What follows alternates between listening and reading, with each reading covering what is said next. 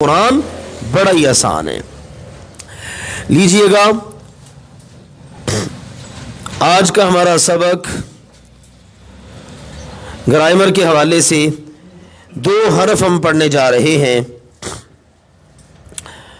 ایک ہے ہا الٹا پیش ہو اور ایک ہے ہا کھڑی زیر ہی. اس سے پہلے والے سبق میں ہم نے پڑھا تھا ہوا اور ہیا. ہوا اور ہیا یہ شروع میں آتے ہیں. یہ جو ہو ہے نا، ہا الٹا پیش ہو یا ہا کھڑی زیر ہی، اس کو لکھنے کا یہ طریقہ بھی ہے اور اس کو لکھنے کا یہ طریقہ بھی ہے. ٹھیک ہے نا، دونوں میں سے کسی ایک طریقے میں بھی آ جاتا ہے. حتیٰ کہ یہ بھی ہے ہا کے اوپر پیش ہی ہوتی ہے سمپل عربی جو فونٹ چلتے ہیں ان کے اندر. تو بہرحال یہ آخر میں آتے ہیں. ٹھیک ہے، اور ان دونوں کا مقصد جو ہے، ان کا معنی جو ہے، وہ آپ نے سیاق و سباق کے مطابق کر لینا ہے. لیکن یہاں اتنا سمجھ لیجئے ایک مذکر کے لیے استعمال ہوتے ہیں. عموماً اس کا ترجمہ اس کا، اس کی، یا سیاق و سباق کے مطابق اپنا، اپنی، اپنے کر لیا جاتا ہے. ٹھیک ہے نا، یہ ان کا معنی اور مفہوم ہے. اسموں کے ساتھ یہ استعمال ہوں گے تو ان کا معنی یہی ہوگا، اس کا، اس کی، اس کے. مثال کے طور پر آپ دیکھیے کلمہ ہے ربہ، ربہ، یہ دو ہے نا، رب اور اس کے ساتھ ہو. یہ دیکھیے رب پلس ہو، یہ اس طرح بنا ہے. رب یہ کیا ہے؟ اسم. ہو یہ آ گئی علامت اس کے آخر میں. تو کیا ترجمہ کریں گے؟ اس کا رب، اس کا رب. قرآن پاک میں آتا ہے فدعا ربہ، سیدنا نوح علیہ السلام نے دعا کی. تو وہاں پر ہے فدعا ربہ، انہوں نے دعا کی اپنے رب سے. اب ہماری زبان کا تقاضا ہے کہ ہم یہاں پر اس نہ لگائیں، کیونکہ اس سے تو پھر ہماری سمجھ میں مشکل آئے گا نا. اس نے دعا کی اس کے رب سے، یہ ہماری زبان کی سیٹنگ نہیں ہو پا رہی. تو ہماری زبان کا تقاضا ہم یہاں پر کہیں انہوں نے، یعنی نوح علیہ السلام نے دعا کی ربہ، اپنے رب سے. فنادا ربہ اذ نادا ربہ، ایوب علیہ السلام نے جب پکارا کس کو؟ اپنے رب کو. تو جب اسموں کے آخر میں آتی ہے تو اس کا ترجمہ کیا جاتا ہے اس کا، اس کے، یا اپنا، اپنے وغیرہ. یہ دونوں علامتیں آ جاتی ہیں. ٹھیک ہے نا. اب دیکھیں ربہ کیا ہم نے، رب ہی کر لیجئے. رب ہی اصل میں ہماری سہولت کے لیے ہے. یہ بڑی دلچسپ بات ہے. تھا یہ ہوئی اصل میں، ہی کیوں بنا ہے؟ ہماری سہولت کے لیے. دیکھیں نا جی، ربی ہو پڑھنا مشکل ہو رہا ہے نا، ربی ہو اور رب ہی آسان ہے. رب ہو، ربہ ہو یہ پڑھنا آسان ہے. تو زبر اور پیش کے ساتھ ہو آ جاتا ہے اور زیر کے ساتھ ہی آ جاتا ہے. معنی میں کوئی مسئلہ نہیں ہے، صرف ہماری سہولت کے لیے رب ہی ہو گیا ہے. افعال کے ساتھ یعنی فعلوں کے ساتھ، یہ فعل کے ساتھ ہو آتا ہے نا، تو اس کا ترجمہ بھی اسے یا اس کو کیا جاتا ہے. ٹھیک ہے جی، فعل کے ساتھ آئے گا تو ترجمہ کریں گے. فعل کا پتہ ہے نا، جس کلمہ سے پتہ چلے یہ کام ہو چکا ہے یا ہو رہا ہے یا ہوگا. ٹھیک ہے نا، یعنی زمانہ بھی پایا جاتا ہے، کام کا ہونا بھی پایا جاتا ہے. یہ ہوتا ہے فعل. اور اسم کیا ہوتا ہے؟ کسی بھی جگہ، شخصیت، ذات، ملک، شہر، علاقے، کسی چیز کا نام. اب دیکھیں رب ہمارے اللہ سبحانہ و تعالیٰ کے صفاتی ناموں میں سے ایک نام ہے. ٹھیک ہے نا، اس پہ آپ کوئی سا بھی نام لے سکتے ہیں، آپ اپنی طرف بھی کو نسبت کر سکتے ہیں. تو یہ اسموں کے آخر میں یہ مثال آ گئی. فعل کے آخر میں دیکھیے خلقہ، خلقہ، خلقہ اس نے پیدا کیا، اس کو. اب دیکھیے ترجمہ ہو رہا ہے اس کو. ٹھیک ہے، یہ ہماری ضرورت کے لیے ہے، اس کو. نسلہ، اللہ تعالیٰ نے قرآن پاک میں بتایا کہ جو نافرمان قسم کے لوگ ہوں گے نا، ہم ان کو کیا کریں گے؟ نسلہ، ہم ان کو داخل کریں گے. وَمَن يُشَاقِقِ الرَّسُولَ مِن بَعْدِ مَا تَبَيَّنَ لَهُ الْهُدَى، وَيَتَّبِعْ غَيْرَ سَبِيلِ الْمُؤْمِنِينَ وہاں پر نُوَلِّهِ مَا تَوَلَّى وَنُصْلِهِ جَهَنَّمَ، جو ایمان والوں کی راہ کو چھوڑ دے اور رسول پاک کا راستہ چھوڑ کر کسی اور راہ پر چلے، رسول پاک کی نافرمانی کرے، اللہ نے کہا ہم اس کی رسیاں دراز کر دیتے ہیں، ہم اس کو چھوڑ دے دیتے ہیں، اللہ بھی دوڑ لے، بھاگ لے جتنا بھاگنا ہے، آنا تو ہمارے پاس ہی ہے نا، نُصْلِهِ جہنم، ہم اس کو جہنم میں داخل کر دیں گے۔ اب دیکھیے یہاں پر نُصْلِهِ اصل میں کیا تھا؟ نُصْلِهُ، ہمیں پڑھنا مشکل تھا تو ہمیں سہولت مل گئی، نُصْلِهِ ہو گیا۔ یہاں پر پڑھنا آسان ہے، خَلَقَهُ، ترجمے میں کوئی فرق نہیں ہے، صرف پڑھنے میں ہماری سہولت کے لیے ہو کی جگہ پر ہی ہو گیا ہے۔ حروف کے ساتھ بھی ان کا استعمال ہوتا ہے، اس صورت میں اس کا معنی ہوگا وہ یا اس، ٹھیک ہے نا جی، حرف کے آخر میں اگر آئے تو معنی ہوگا وہ یا اس، جیسے مثال ہے علیہ، ہم پڑھتے ہیں صلی اللہ علیہ وسلم، علیہ اس پر، اور احتراماً ان پر، نبی کریم صلی اللہ علیہ وسلم پر اللہ تعالیٰ کی طرف سے درود و سلام ہو، صلی اللہ علیہ وسلم۔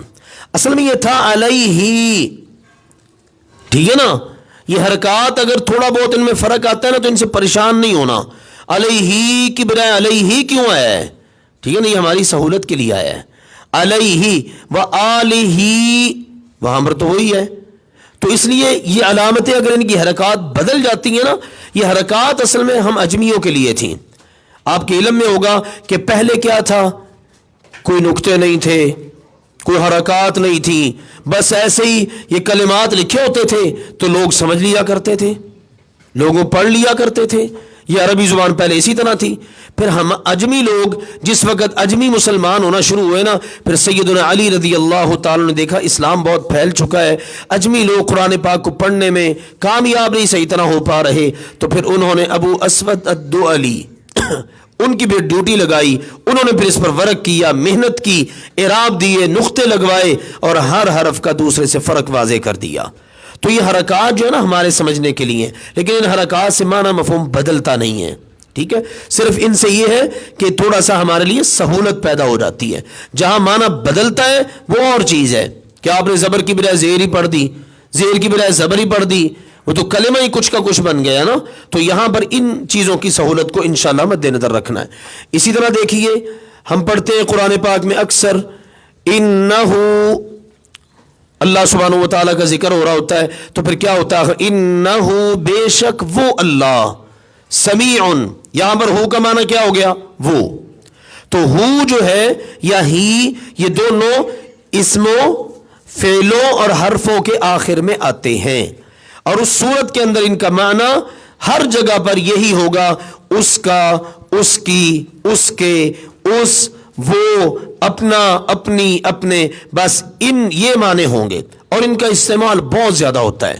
آپ قرآن پاک پڑھتے چلے جائیے، ایک ایک صفحے میں آپ کو یہ علامتیں بہت ساری جگہوں پر مل جائیں گی، تو یہ علامتیں جو شروع سے ہم پڑھتے آ رہے ہیں نا، ان کی بدولت، ان کے ذریعے ہم قرآن پاک کا ترجمہ کرنے میں کافی حد تک اپنے لیے سہولت پا سکتے ہیں، ٹھیک ہے نا جی۔ تو ایک ایک ورق پر، ایک ایک صفحے پر آپ کو بہت ساری یہ چیزیں مل جائیں گی اللہ کی توفیق کے ساتھ۔ دیکھیے گا ذرا، ہو اور ہی، فرماتے ہیں یہ دونوں علامتیں واحد مذکر کے لیے استعمال ہوتی ہیں۔ واحد سے مراد ایک، مذکر، مذکر میل، یعنی ایک شخص کے، ایک آدمی کے متعلق آپ نے بات کرنی تو ان کا استعمال ہوگا۔ اسم، فعل اور حرف تینوں کے آخر میں آ جاتی ہیں۔ اسموں کے ساتھ اسماء لکھا، اسم کی جمع اسماء، اسماء کے ساتھ اگر ہو ہی اسم کے آخر میں ہو تو ان کا ترجمہ عموماً اس کا، اس کی، اس کے، یا اپنا، اپنی، اپنے سے کیا جاتا ہے۔ مثلا عندہ، عندہ کا مطلب ہوتا ہے پاس، تو ہو اس کے پاس، عندہ اس کے پاس۔ بعض اوقات آپ پیچھے سے پڑھتے چلے آ رہے ہیں کسی کا تذکرہ، تو اب اس وقت ہم ترجمہ کیا کریں گے، اپنے پاس، ٹھیک ہے نا، تو اس سے ہماری اردو کی ضرورت پوری ہو جائے گی، اس سے اس کے اندر معنی مفہوم میں کوئی فرق نہیں ہے. ربہ اس کا رب، جنتہ اس کی جنت، علی قبرہ اس کی قبر پر. ٹھیک ہے، جب وہ عبداللہ بن ابی منافق فوت ہوا تو نبی اکرم صلی اللہ علیہ وسلم اس کا جنازہ پڑھایا، تو پھر اس کے بعد اللہ تعالیٰ نے آیت اتاری، میرے پیغمبر استغفر لہم او لا تستغفر لہم، آپ اس کے لیے بخشش کی دعا کریں نہ کریں، ان تستغفر لہم 70 مرہ، اگر آپ اس کے لیے 70 مرتبہ بھی بخشش کی دعا کریں نا، فلن یغفر اللہ لہم، اللہ نے اس کو معاف نہیں کرنا، اللہ نے اس کو معاف نہیں کرنا. سبحان اللہ. ہمارے پیارے نبی کریم صلی اللہ علیہ وسلم کی شفقت اور مہربانی دشمنوں کے لیے بھی کتنی ہے. آپ نے کہا اگر مجھے یقین ہونا کہ 70 مرتبہ سے زیادہ میں اس کا جنازہ پڑھوں تو اللہ اس کو معاف کر دے گا تو میں اس کے لیے بھی تیار ہوں. سبحان اللہ. پھر اللہ نے آیت اتاری، اللہ نے کہا میرے پیغمبر آپ جنازہ پڑھنے کی خواہش رکھتے ہیں، وَلَا تُصَلِّ عَلَىٰ أَحَدٍ مِّنْهُمْ مَاتَ أَبَدًا وَلَا تَقُمْ عَلَىٰ قَبْرِهِ، ان میں سے کوئی اگر مر جائے نا تو آپ نے آئندہ ان میں سے کسی کا جنازہ نہیں پڑھنا اور اس کی قبر پر جا کے آپ نے کھڑے بھی نہیں ہونا. وہاں پر ہے وَلَا تَقُمْ عَلَىٰ قَبْرِهِ، آپ نے اس کی قبر پر کھڑے بھی نہیں ہونا. تو اندازہ کر لیجئے منافق اللہ کے ہاں کتنا قابل نفرت ہے.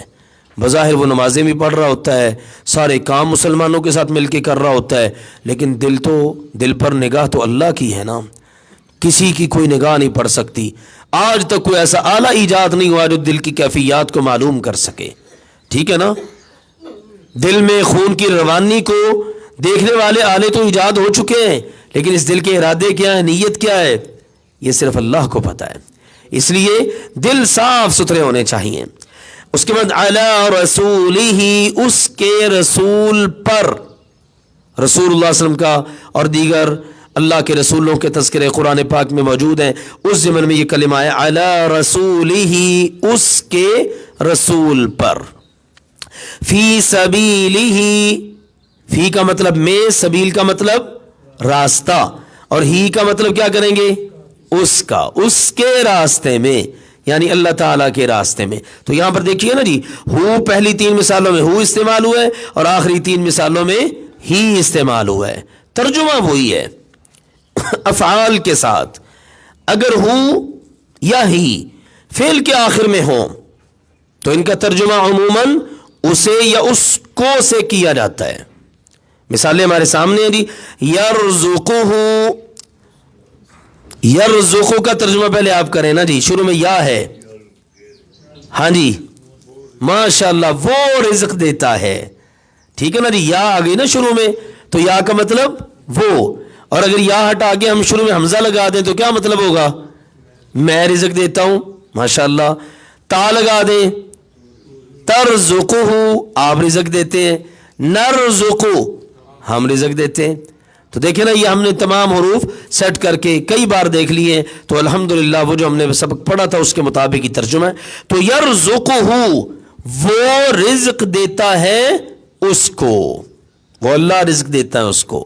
رحم مادر کے اندر انسان پرورش پاتا ہے 9 ماہ تک، تو وہاں پر اس کو رزق کون دے رہا ہوتا ہے، اللہ سبحانہ و تعالی. خلقہ، اس نے پیدا کیا اس کو. نسلہ، نسلین اس کا مطلب ہے داخل کرنا. نون آ گیا نا شروع میں تو کیا ترجمہ کریں گے، ہم داخل کریں گے اس کو.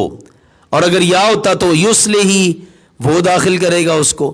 حمزہ تا اسی طرح سے لگ سکتے ہیں جی. نولہ، ہم اس کو مہلت دے دیتے ہیں، پھیر دیتے ہیں، جس طرح وہ جانا چاہتا ہے ہم کہتے ہیں ٹھیک ہے بھائی نولہ. ٹھیک ہے نا. تو یہ ایک ہی آیت میں نولہ اور نسلہ کے کلمات اللہ نے استعمال فرمائے جی. حروف کے ساتھ اگر ہو یا ہی حروف کے آخر میں ہو، کسی بھی حرف کے آخر میں، تو ان کا ترجمہ عموماً ہوتا ہے اس یا وہ، اس یا وہ. جیسے علیہ، کیا مطلب ہوگا، اس پر. الیہ، اس کی طرف. الہ کا مطلب ہوتا ہے کی طرف، آپ نے کسی کی طرف چل کے جانا ہے. الیہ، اس کی طرف. انہ، بے شک وہ. منہ، من کا مطلب ہے سے. منہ، اس سے. تو آپ دیکھ لیجئے تمام ان مثالوں کے اندر اسموں، فعلوں اور حرفوں کے ساتھ آخر میں یہ ہو یا ہی کا استعمال ہوا ہے، تو ان کے معانی، مفاہیم، ترجمہ ان کا کیا ہے؟ ایک بات ملاحظہ فرما لیجئے، فرماتے ہیں اگر ہو یا ہی سے متصل پہلے، یعنی بالکل پہلے والے حرف پر جزم آ جائے، ہو ہے آخر میں یا ہی ہے، اور اس سے بالکل پہلے والا جو حرف ہے اس پر کیا ہے؟ جزم. یا دوسری شکل کیا ہے؟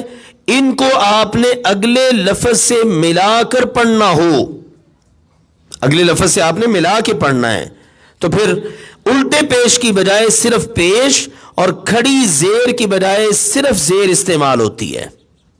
ٹھیک ہے نا؟ جیسے ابھی ہم نے آپ کو ادھر بتایا نا، علیہ، علیہ نہیں ہوگا، تھا اصل میں ہی، لیکن دیکھیے ہاں سے پہلے کیا آ گیا یہاں پر؟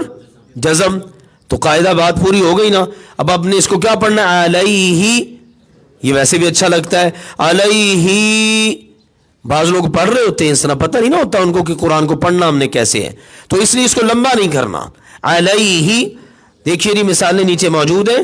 لام زبر لا، ہا الٹا پیش ہو، لیکن قرآن پاک میں ہم نے پڑھنا ہے جب ملا کر الف لام الملک کے ساتھ، تو کیا پڑھتے ہیں؟ لا الہ الا اللہ وحدہ لا شریک لہ لہ الملک. اگر لہ الملک نہیں پڑھنا، لہ الملک. کیوں؟ اگلے حرف سے ہم نے ملا کے پڑھنا ہے. تو بات پوری ہو گئی ہے. اگلے حرف سے ملا کے پڑھیں یا اس سے پہلے والے حرف پر جزم آ جائے تو یہ جو ہا الٹا پیش ہوں یا ہا کھڑی زیر ہی، ہا الٹا پیش کی جگہ پر پیش آ جائے گی، کھڑی زیر کی جگہ پہ زیر آ جائے گی. بی ہی، بازر بھی، ہا کھڑی زیر ہی، بی ہی، لیکن آگے ملانا ہے تو کیا ہوگا؟ بِهِ الْأَرْضَ. ٹھیک ہے جی. مِنْهُ صحیح ہے؟ صحیح ہے؟ مِنْهُ نہیں صحیح. ہاں بالکل ٹھیک، گڈ. مِنْهُ. کیوں جی؟ وہ ہاں سے پہلے والے حرف پر کیا آ گئی ہے؟ جزم. اس لیے اب ہم نے اس کو کھینچنا نہیں ہے. مِنْهُ. اسی طرح أَرْسِلْهُ، أَرْسِلْهُ نہیں، أَرْسِلْهُ معنا. سیدنا موسیٰ علیہ الصلوۃ والسلام کو اللہ نے جب کہا موسیٰ جی ذرا جائیے نا فرعون کے پاس، انہ طغی، بڑا سرکش بنا پھرتا ہے، اس کو جا کے دعوت دیجئے. کہا اللہ میری تو زبان میں لکنت بھی ہے، کھل کے بات نہیں کر سکتا، اگر تو یا اللہ ایسا کرے نا کہ میرے بھائی کو میرے ساتھ بھیج دے، ہارون کو. تو وہاں پر ذکر ارسلہ معنا، یا اللہ ہمارے ساتھ بھیج دے، میرے ساتھ بھیج دے میرے بھائی کو. ٹھیک ہے. تو وہاں اس ضمن میں ارسلہ کی بجائے ارسلہ. علیہ، علیہ نہیں، علیہ فیہ. ٹھیک ہے نا جی. تو اس طرح سے ان کلمات کو ہم نے اللہ کی توفیق کے ساتھ پڑھنا ہے. ایک اور بات بھی ہے، جس وقت ہم ظاہر کلاس پڑھ رہے ہوتے ہیں بعض چیزیں ذہن میں نہیں بھی ہوتی. اللہ تعالیٰ ہمارے بھائی صدیق صاحب کو جزا دے. یہ پیپروں کی صورت میں آپ کو ماشاءاللہ ہر کلاس میں ایک پرنٹ مل جاتا ہے، آپ کے ساتھ ہی ہوتا ہے. پورے ویک کے دوران تھوڑا سا ٹائم نکال کے نا جی تھوڑا سا مطالعہ کر لیا کریں. اس دوران بعض اوقات جب بندہ علیحدگی میں خود پڑھتا ہے نا تو بعض سوالات ذہن میں آتے ہیں، تو ان سوالات کو نوٹ کر لیا کریں، پھر یہاں کلاس میں کیا کریں. ٹھیک ہے نا. سوال کرنا بھی یہ علم کے حصول کا ایک بڑا خوبصورت ذریعہ ہے. آج جی انشاءاللہ تعالیٰ سورۃ الاخلاص ہم پڑھیں گے. پچھلی بار بھی پڑھی تھی، آج بھی پڑھتے ہیں انشاءاللہ تعالیٰ. کیا فضیلت ہے سورۃ الاخلاص کی؟ ایک مرتبہ پڑھنے سے کتنا اجر ہے؟ 10 پاروں کے برابر، 1/3 قرآن کے برابر. سبحان اللہ. آئیے جی پڑھتے ہیں اسی نیت کے ساتھ کہ ہم پڑھیں تو اللہ ہمیں اپنے کلام کے 10 پارے پڑھنے کے برابر اجر عطا فرمائے. اعوذ باللہ من الشیطان الرجیم. بسم اللہ الرحمن الرحیم. قل هو اللہ احد اللہ الصمد لم یلد ولم یولد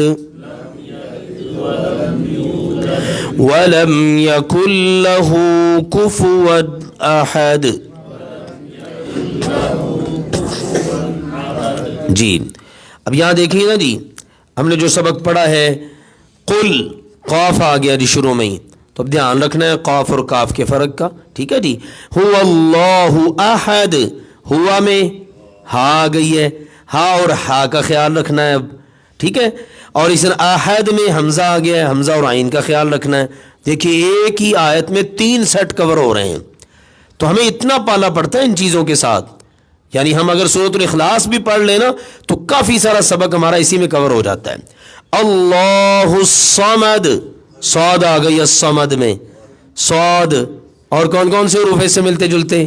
سین اور ثا، ٹھیک ہے جی. لم یلد ولم یولد ولم یکن لہ، یکن کاف آ گئی، یکن لہو، لہو میں ہا آ گئی،